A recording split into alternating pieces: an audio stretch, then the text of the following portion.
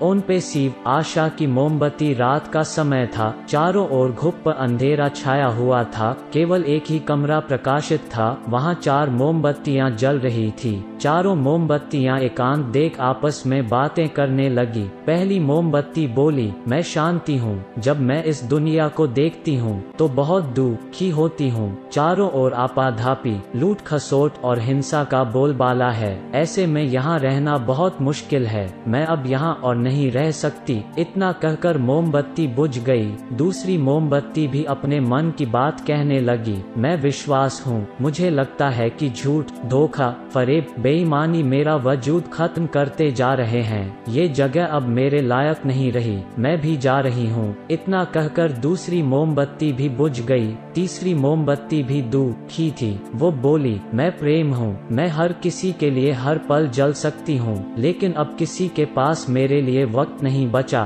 स्वार्थ और नफरत का भाव मेरा स्थान लेता जा रहा है। लोगों के मन में अपनों के प्रति भी प्रेम भावना नहीं बची। अब ये सहना मेरे बस की बात नहीं, मेरे लिए जाना ही ठीक होगा। कहकर तीसरी मोमबत्ती भी बुझ गई।